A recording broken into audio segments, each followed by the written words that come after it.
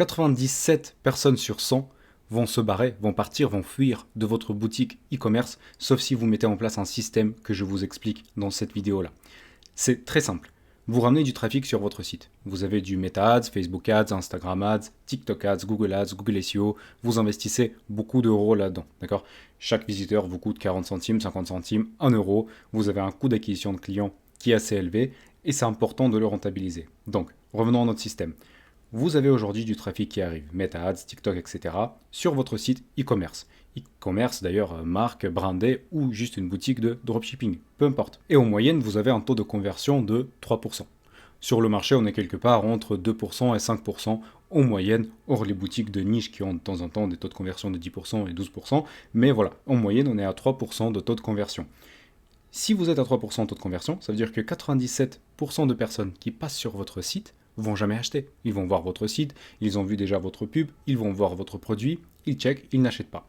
Donc sur 100 personnes, vous avez 3 ventes et 97%, 97 personnes s'en vont, littéralement. Et dans cette vidéo, je vous explique comment mettre en place un système grâce à l'emailing et grâce à autre chose, donc je vais tout vous présenter, comment est-ce que vous pouvez capturer au minimum 10%, donc 10 personnes sur 100 qui viennent sur votre site. Et après, vous pouvez les travailler. C'est ce que je vais vous démontrer. C'est littéralement peut-être la vidéo avec un ROI le plus élevé que vous pouvez voir sur YouTube si vous avez un e-commerce ou une boutique de dropshipping.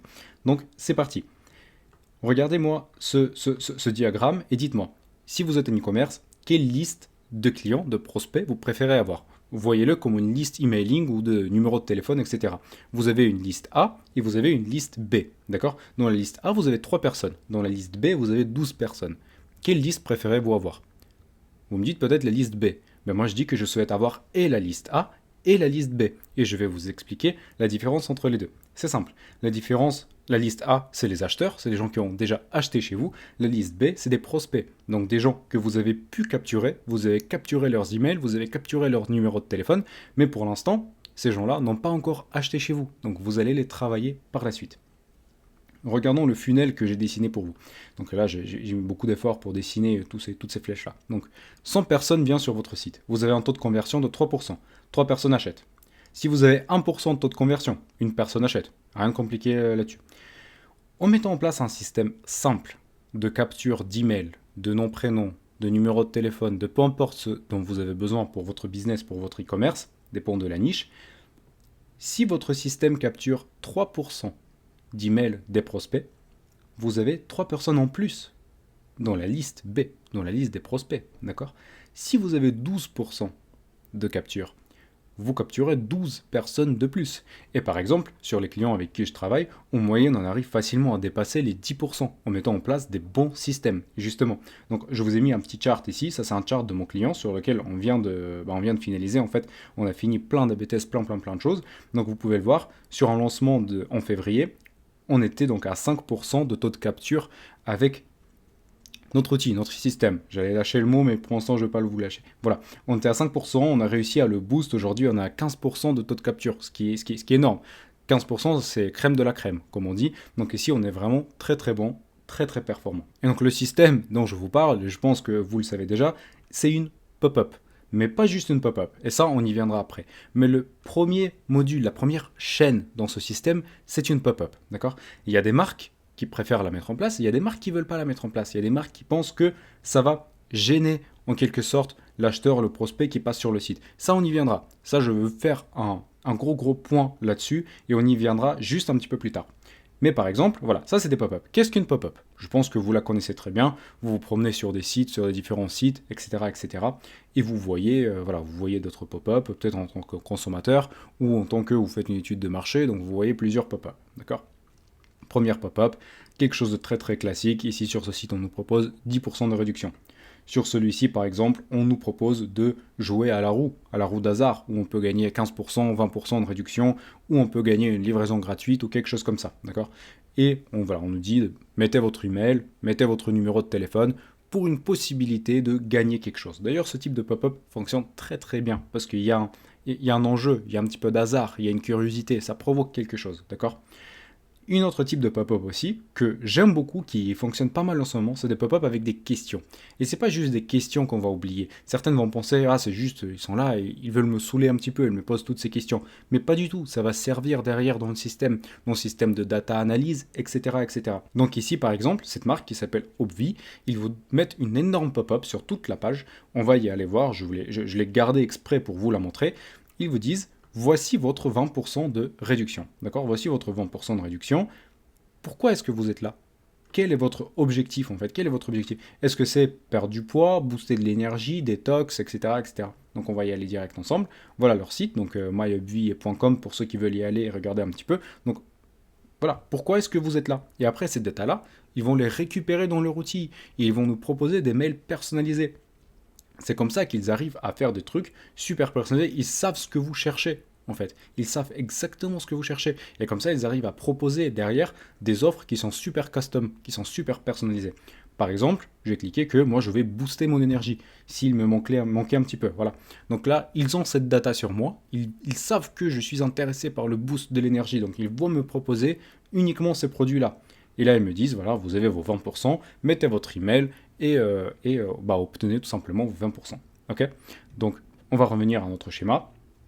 D'ailleurs, ça marche très très bien, les pop-up qui occupent tout l'écran. Et c'est ce qu'on fait aujourd'hui, nous aussi, avec nos clients, pour ceux surtout qui ne veulent pas mettre en place une pop-up, on va dire généraliste, obtenez vos moins 5% tout de suite par email. Voilà, on peut vous aider à créer une pop-up personnalisée, puissante, qui va convertir, tout simplement qui va convertir les gens dans votre funnel. Donc vous pouvez réserver un call avec moi, c'est complètement gratuit, sans aucun engagement. Passons plus loin. Il y a certaines marques, il y a certains clients qui me disent, Ryan, je ne veux pas avoir de la pop-up. Mes clients sont un peu touchy, ils sont assez particuliers, ils n'aiment pas être distraits dans leur parcours d'achat. Moi je dis c'est simple en fait, c'est des maths. Ici c'est de la mathématique et on va voir comment ça se présente tout de suite. Vous avez deux sites. Vous avez un site A et vous avez un site B, d'accord? Le site B n'utilise pas de la pop-up. Rien du tout, pour capturer les prospects. Ils peuvent capturer des prospects, par exemple, grâce à des séquences de paiement abandonné, panier abandonné. Ça, on va en parler dans d'autres vidéos, ça je note ça très bien. Mais ils vont capturer des emails grâce à ça. Mais ils disent, moi je ne veux pas avoir de la pop-up, ça ne m'intéresse pas. Le site A, par contre, il dit, moi je vais mettre en place de la pop-up. Pour moi, ça me convient, c'est très bien. J'aime bien le système, j'aime bien le mécanisme, d'accord? Ils mettent en place de la pop-up. Site B a 3% de conversion, et sur 100 personnes qui rentrent sur son site, toute chose égale par ailleurs, il va finir avec 3 personnes dans sa liste acheteurs. Ce qu'il a réussi à convertir. Le site A par contre, qui a mis en place une pop-up, il a ces personnes-là qui ont acheté, donc qui ont converti, donc eux ils vont rentrer dans le funnel acheteur, dans la liste acheteur, et après, imaginons qu'il y a une pop-up avec un taux de capture de 10%, qu'il rentre dans une liste prospect. Il rentre dans la liste prospect.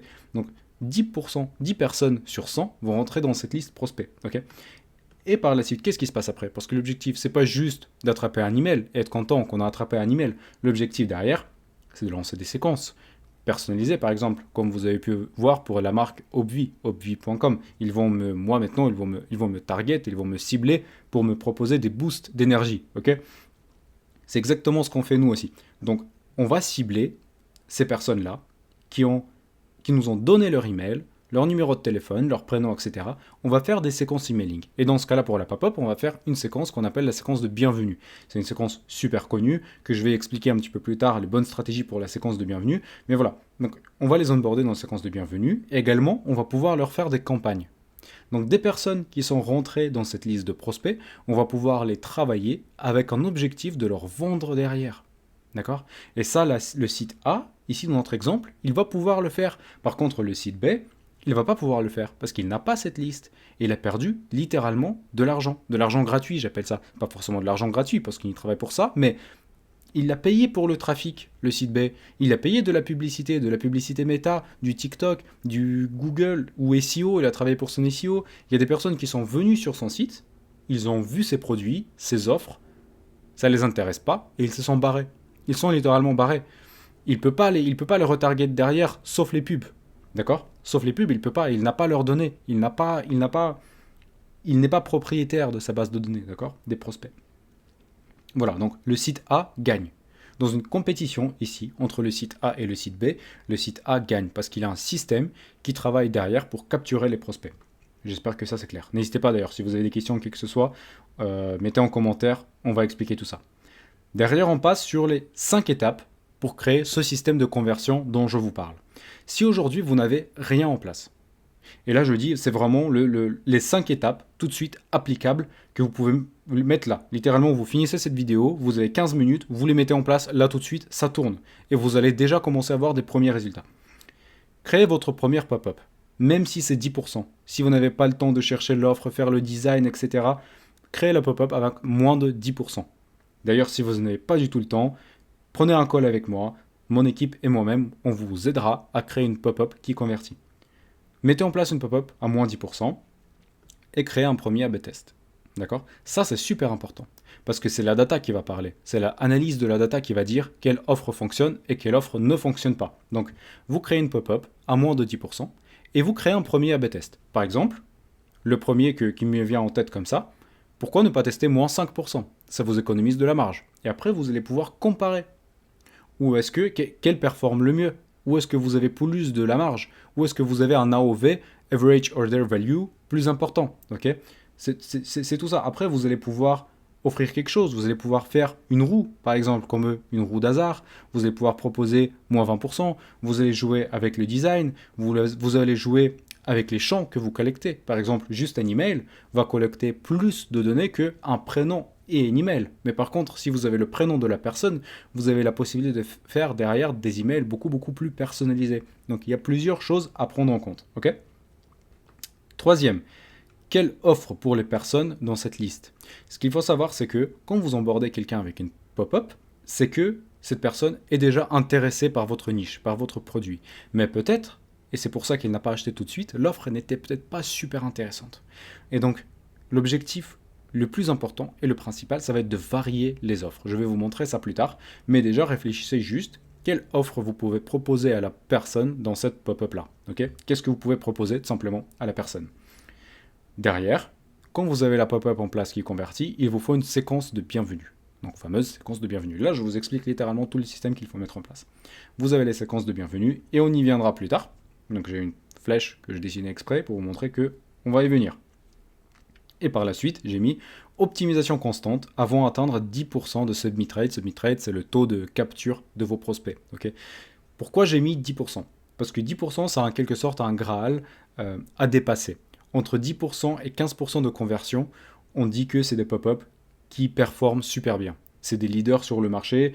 Entre 2% et 5%, c'est des mauvaises conversions. Entre 5% et 10%, c'est optimisable, mais ça fonctionne, ça tourne, c'est bien. À partir de 10%, c'est quasiment de l'or, on ne touche pas. Surtout si vous êtes à 15%, là, on ne touche pas du tout. Si vous avez un truc qui est converti à 15%, ne le touchez pas du tout. Ok ? Donc, là, on va y aller par contre sur la séquence de bienvenue.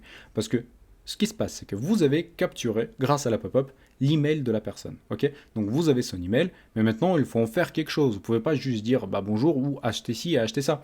Par exemple, il y a plusieurs séquences de bienvenue, ils vont ressembler à un truc.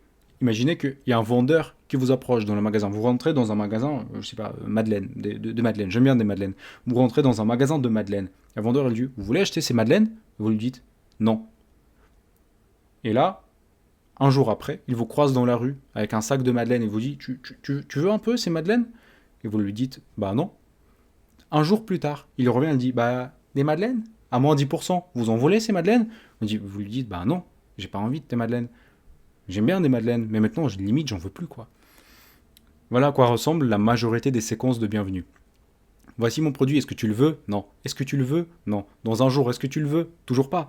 Donc c'est super important d'avoir une bonne stratégie pour les séquences de bienvenue, parce que séquence de bienvenue, c'est quelque chose qui convertit, c'est quelque chose qui convertit très très bien, mais il faut savoir l'apporter, il faut savoir quelle chose dire, à quel moment, etc. Donc, si vous avez des doutes, si vous souhaitez travailler votre séquence de bienvenue, vous pouvez réserver un call gratuit avec moi, on va voir la meilleure stratégie pour vous, pour votre niche et pour votre boutique. C'est complètement gratuit et sans obligation. Okay ? Passons maintenant à comment créer une séquence de bienvenue si vous voulez le faire tout seul et à quoi ça peut ressembler. Et bien évidemment, je ne pourrais pas vous tout expliquer et je pourrais pas vous dire tout type d'email qu'on inclut dans les séquences de bienvenue, etc., parce que ça fait part de la stratégie, ça fait part des choses que j'ai appris moi pendant des années en travaillant avec des clients, en faisant du email marketing pour les clients, mais je veux que vous compreniez une chose super importante, et déjà juste cette chose-là, elle va changer peut-être quelque chose dans le fait comment vous voyez le contact avec vos clients, d'accord? 90% de personnes qui vont acheter chez vous le font dans les 14 jours après le premier contact. D'accord? Et 95% le font dans les 30 premiers jours. Je veux bien que vous le compreniez. 90% de personnes qui achètent chez vous le font dans les 14 premiers jours. Et après, ça diminue progressivement. C'est une diminution exponentielle, en fait. Donc, c'est super important de communiquer avec ses prospects quasiment chaque jour, pendant ces 14 jours, en fait. Ça, c'est une stratégie en or que je vous communique, là. Il n'y a personne qui en parle. Hein. Je vous le dis, personne qui en parle. Les séquences de bienvenue de 14 jours, on ne voit pas souvent. Mais c'est quelque chose qui fonctionne. Et c'est quelque chose qui fonctionne très bien. Ça se base, c'est de la psychologie, parce que le prospect qui vient sur votre site, il cherche une solution à son problème. Il cherche à trouver une solution. Il a ce problème. Il a mal aux pieds, il a mal au dos. Il veut avoir un bon look, il veut une nouvelle chemise, j'en sais rien. N'importe quel produit que vous vendez, n'importe quelle niche, il a un problème. Il cherche à le résoudre. Et statistiquement, il va le résoudre dans les 14 jours qui suivent. 14, 20 jours max. 30 jours, c'est sûr et certain, 100% quasiment, il a résolu son problème. Et s'il n'a pas acheté chez vous, il achète quelque part ailleurs. Croyez-moi, le problème, il va le résoudre par tel ou autre moyen. Il va l'acheter, il va acheter quelque chose. Et peut-être pas chez vous, si vous ne le travaillez pas assez. Du coup, ces 14 jours sont primordiaux, ils sont essentiels. C'est super important d'avoir une séquence de bienvenue qui, j'ai pas envie de dire bombarde, parce que les gens vont mal l'interpréter. Bombarder, ça veut dire tiens moins 10%, tiens moins 15%, tiens moins 25%. C'est pas bombarder, c'est de communiquer. On va essayer de communiquer avec une fréquence le plus élevée possible. Chaque niche a son propre appétence, a sa propre appétence à la fréquence de la communication. On va communiquer le plus fréquemment possible pendant cette créneau-là pour convertir la personne. D'accord? Donc, séquence de bienvenue, on va avoir un email 1, très souvent qui va présenter l'offre de la pop-up, que la personne a vue dans la pop-up. Après, on va avoir un email 2. Après, probablement, si on voit que la personne n'a pas converti, on va lui proposer une autre offre. Peut-être on va lui proposer un bundle, un pack avec plusieurs produits à l'intérieur qui peuvent résoudre son problème. On va expliquer l'histoire de la marque, un petit mail de fondateur, après offre 3, après une offre de fondateur, etc., etc. Et ça va s'enchaîner. Donc l'objectif ici, c'est vraiment de adapter ça à votre niche, adapter ça à votre offre, adapter ça à vos produits tout simplement, pour que ça sonne vrai et pour que ça cherche à résoudre le problème du client. Si vous pouvez retenir une chose de toute cette vidéo, le client va résoudre son problème dans les 14 jours. La seule question, c'est est-ce qu'il le fait chez le concurrent ou est-ce qu'il le fait chez vous ?